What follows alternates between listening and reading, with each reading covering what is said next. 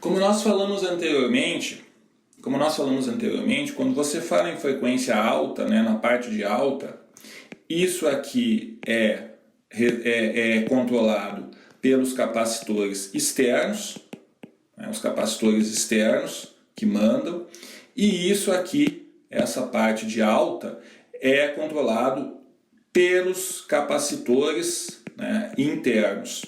Tem o efeito Miller, tem alguma outra coisinha, mas fundamentalmente quem manda na parte de alta são os capacitores internos do seu transistor. Aí você vai perguntar, que capacitores internos? Os capacitores internos são esses aqui. Você tem um transistor aqui e você tem o seu MOSFET ou JFET aqui. Como você tem internamente regiões de depleção, partes metálicas onde existem acumulação de cargas, você acaba tendo esses capacitores parasitas. Esses capacitores são parasitas, como nós falamos no Miller, por quê? Porque eles não existem na realidade. Eles não existem na realidade, mas não que alguém tenha colocado um capacitor, né? Isso chama-se lumped capacitor, né? Lumped capacitor é um capacitor concentrado, ou seja, um capacitor que você consegue colocar o dedo, pegar ele na mão. Por quê? Aquele capacitor que você vai lá na loja e compra. Existe outro efeito que é o chamado distributed capacitor, que é o caso, por exemplo, de você caminhar num tapete e se carregar com cargas elétricas. Onde que está o capacitor? O seu capacitor está distribuído no seu corpo. Onde que está o capacitor do efeito Miller? Está distribuído na estrutura daquele porteiro eletrônico que nós falamos. Então, esses capacitores aqui, ó, esses capacitores são capacitores distribuídos. Eles existem devido à estrutura que você está usando.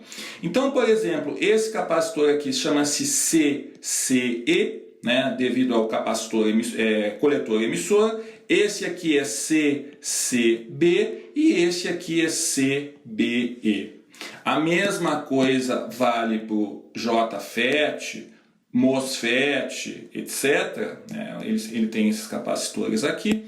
Esses capacitores, por sua vez, são C dreno source, C gate dreno e C gate source, certo? Então esses capacitores eles estão internamente na sua estrutura.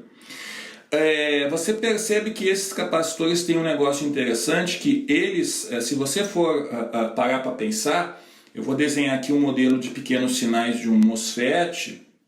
Olha aqui, modelo bem simples do modelo do MOSFET. Então aqui é o VGS, aqui é o GM-VGS, né? Aqui é o gate, aqui é o dreno e aqui é o source. Então vamos desenhar o CDS aqui. Vamos supor que nós aterramos o source. O CDS ele vai aparecer aqui, ó. O CDS ele vai aparecer aqui.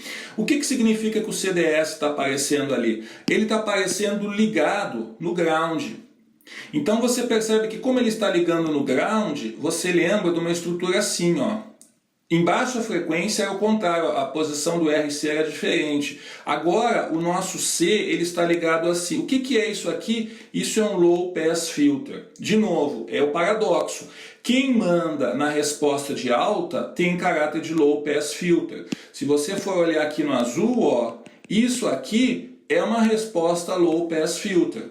Então os capacitores que respondem, que limitam a alta frequência, geralmente eles estão com uma perninha ligadas no ground, certo? Eles estão com uma perninha ligadas no ground. É o caso também do efeito Miller. Por que o efeito Miller ele responde em alta frequência? Porque eles aparecem conectados, né? Eles aparecem conectados no ground. Então, esse que é o problema que nós temos em altas frequências. Esses capacitores internos dentro do seu dispositivo. Como é que você faz para tirar esses elementos? Para tirar esses elementos, você tem que fazer, né, o shrinking, ou seja, deixar o seu dispositivo cada vez menor, deixar ele pequenininho, pequenininho, pequenininho. Por esse motivo, né, que você vê aí os processadores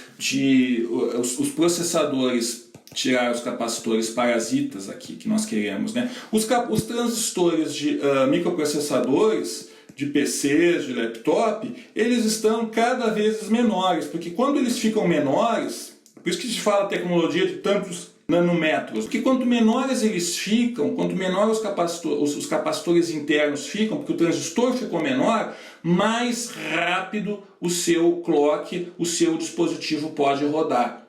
Então, respostas rápidas em frequência, ou seja, que você tenha um negócio que venha aqui para gigahertz, isso equivale a dispositivos MOSFET ou JFET ou bipolar pequenos. É esse o jeito. Então, isso se traduz em SMD. Tecnologia SMD sempre é uma tecnologia que é melhor do que você ter esse encapsulamento aqui com perninhas, esses TOs da vida que a gente compra na loja. Tá bom? Então, parasitas estão fundamentalmente ligados com dimensões físicas. Se a gente for desenhar então o nosso amplificador, ele é um negócio assim, né? Aqui a resistência do source, da fonte, nós temos um capacitor aqui, nós temos um resistor aqui de polarização, outro resistor aqui, um capacitor de saída, carga, VCC, RC, RE, R1, R2 e aqui nós temos o nosso capacitor CE para aumentar o ganho. Nós achamos que temos isso, mas na realidade nós temos uma série de companheiros que vieram para a festa aí sem ser convidados. Por exemplo, esse capacitor aqui, esse capacitor aqui, esse capacitor aqui. O que são esses capacitores? Coletor emissor, base coletor, coletor, base, aqui base emissor. Além disso, né, sendo um pouco mais preciso, nós temos capacitores CWI e CWO, onde esse W representa o wire, ou seja, capacitâncias ligadas ao fio. Então, por exemplo, se o seu transistor ele for soldado com as perninhas aqui, a própria distância entre as perninhas representa uma capacitância. Por isso que você deve sempre na placa, se possível, deixar as perninhas bem curtas e soldar aqui, não deixar ele compridão aqui com as perninhas sem cortar, deixar o mais curto possível para que essas capacitâncias CWI e CWO sejam eliminadas. Bom, então a gente acha que nós temos o preto, mas nós temos o preto e o vermelho. Como é que fica então o nosso modelo de pequenos sinais com esses elementos? O nosso modelo de pequenos sinais fica assim. A gente vai começar a desenhar aqui o nosso gerador, aqui vai ter a nossa resistência do nosso gerador, aqui nós vamos ter o paralelo dos dois resistores da base, que estão fazendo a polarização, R1, R2. Aqui nós vamos ter a resistência de entrada do transistor, que é aquele beta RE, beta REzinho. Aqui nós vamos ter a nossa fonte de corrente, beta IB. Aqui passa o nosso IB, né? Aqui passa o nosso IB. E aqui nós vamos ter o nosso ROzinho, que é do transistor, e o paralelo de RC com RL. Então, isso é o que nós, em eletrônica básica, aí a gente estudou, né, e aqui a gente aterra. Né, por causa desse capacitor CE aqui, nós aterramos ele aqui. O CE é grande, então ele acaba sendo aterrado. Mas existem os elementos indesejados, né, que vão aparecer aqui, ó, vamos chamar CI, e aqui vamos chamar CO. O que é o CI? O CI vai ser a soma do CWI mais CBE mais CMI. Presta atenção que aqui está o pulo do gato. CWI está em paralelo com... Por que eu estou somando capacitores? Eu somo capacitores quando eles estão em paralelo, né? C1 mais C2, isso aqui o equivalente é C1 mais C2. CBE, essa perninha aqui, ó, ela está no ground. Então ele realmente está em paralelo com o CWI. Esses dois aqui, esse e esse, eles estão em paralelo, não tem problema. Mas quem que é esse CMI? Esse CMI é o CBC, sujeito ao efeito Miller, certo? Então esse aqui é o efeito Miller do CBC, ou seja, 1 menos AV CBC. O efeito Miller funciona nesse circuito? Funciona, porque ele é um emissor comum. O sinal está entrando na base e saindo no coletor. Então eu tenho o efeito Miller aqui na entrada. E por sua vez na saída, o nosso CO vai ser o quê? CWO mais o nosso CCE, ele aparece aqui, ó, ele aparece aqui, mais o nosso C Miller na saída, que nós vimos que geralmente a gente até pode desprezar.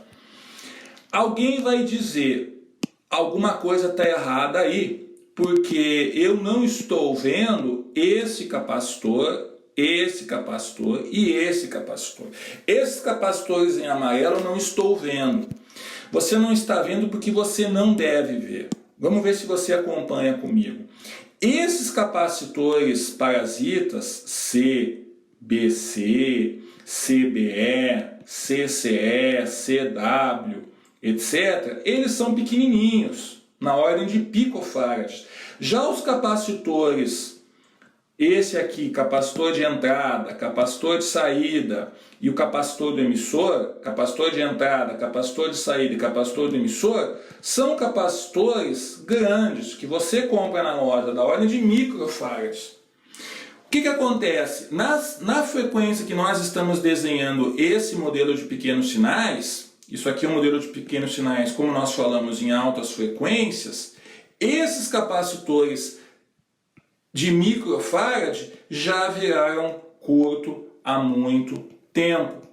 Então, como eles são muito maiores que os capacitores azuisinhos, muito maiores, os amarelos são muito maiores, são microfarad versus picofarad, isso aqui é vezes 10 na menos 12, isso aqui é 10 na menos 6, são 6 ordens de grandeza. O que acontece?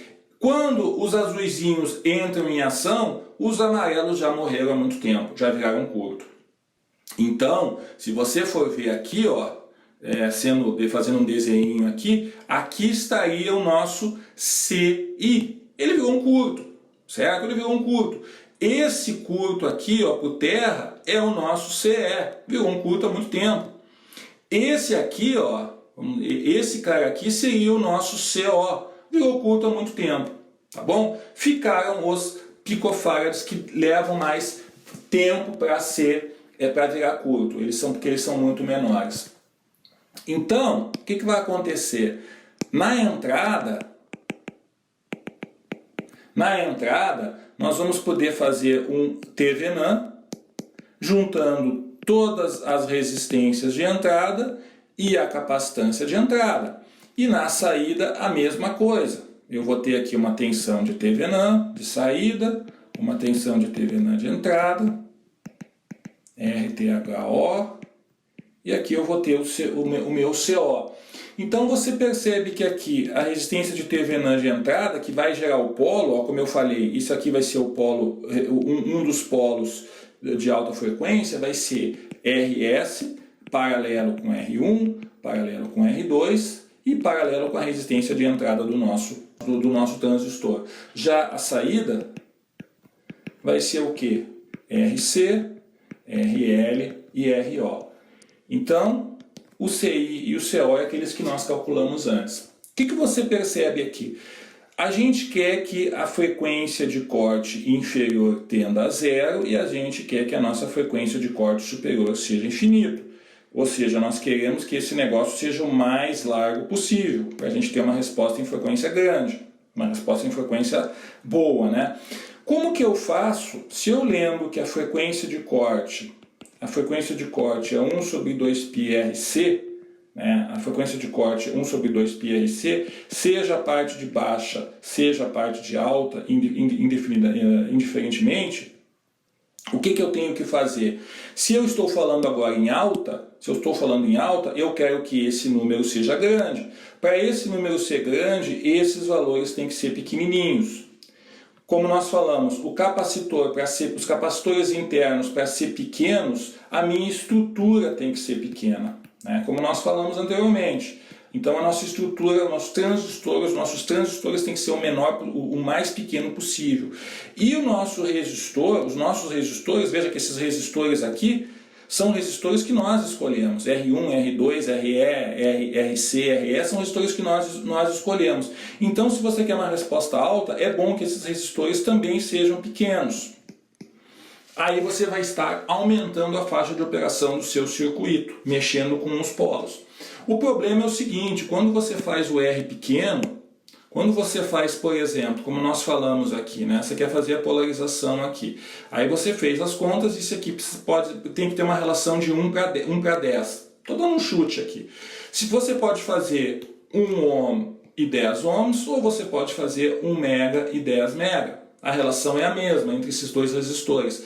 Se você fizer 1 mega e 10 megas, você vai ter problema porque a corrente que entra aqui é da ordem da corrente que passa aqui e isso não é bom. Então, para polarização, isso aqui não presta.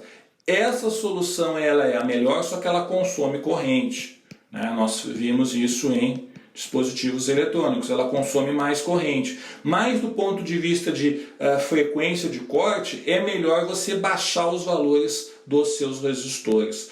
Se você baixar o valor dos seus resistores, o seu polo de alta, ele tende a aumentar frequências mais altas.